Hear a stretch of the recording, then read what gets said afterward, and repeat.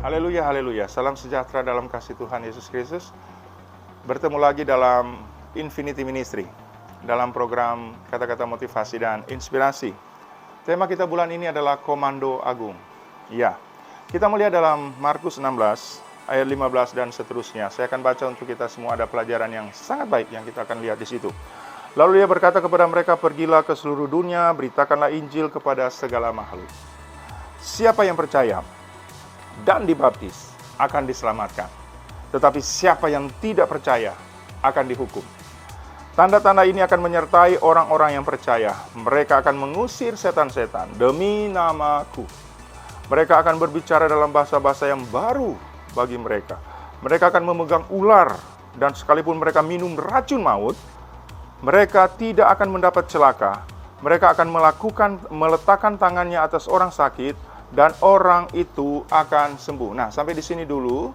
Saya akan kasih sharing apa yang ada di ayat ini. Bahwa memberitakan Injil itu adalah perintah dari Tuhan sendiri, dan sebenarnya pemberitaan Injil tidak akan pernah gagal. Kenapa? Karena di sini dikatakan di saat kita memberitakan Injil, barang siapa yang percaya dan dibaptis diselamatkan. Tetapi siapa yang tidak percaya akan dihukum. Jadi tetap berhasil kita. Orang mau percaya, mau terima atau tidak, kita tetap berhasil menyampaikan firman Tuhan. Karena firman Tuhan itu adalah hidup dan berkuasa. Kita hanya melakukan saja firman Tuhan. Ya, jadi bersemangat untuk memberitakan firman Tuhan.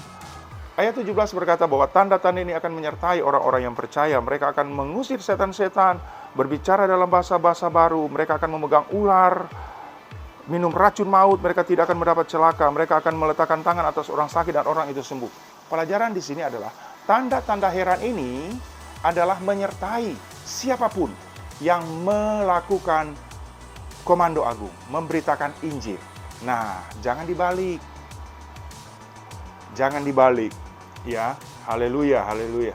Jadi kalau kita konsen memberitakan Injil, maka tanda-tanda heran itu akan menyertai kita. Kita akan mengusir setan-setan. Kita akan meletakkan tangan atas orang sakit, mereka sembuh. Minum racun maut sekalipun tidak akan mendapat celaka dan lain-lain sebagainya. Itu wow, perkara-perkara yang dasar. Tetapi bukan itu konsen kita. Konsen kita memberitakan Injil. Maka tanda-tanda heran itu akan menyertai. Nah, kalau kita balik, berbahaya sekali. Kita pergi memberitakan, melakukan pekerjaan Tuhan, tapi tujuan kita untuk melakukan tanda-tanda heran. Supaya popularitas, supaya kita dikenal dan sebagainya.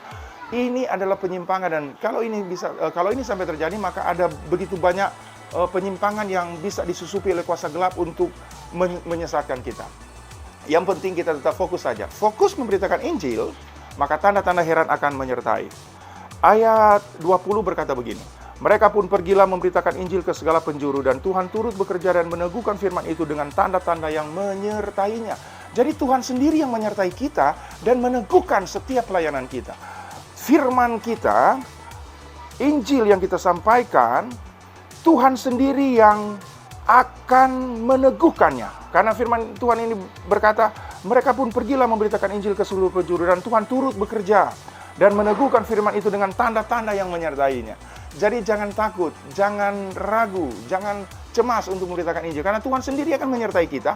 Bahkan setiap berita kita, Tuhan sendiri akan meneguhkannya. Dan Tuhan akan menyertai dengan tanda-tanda yang heran. Wow, luar biasa kalau bekerja bersama dengan surga gitu ya. Dengan Tuhan.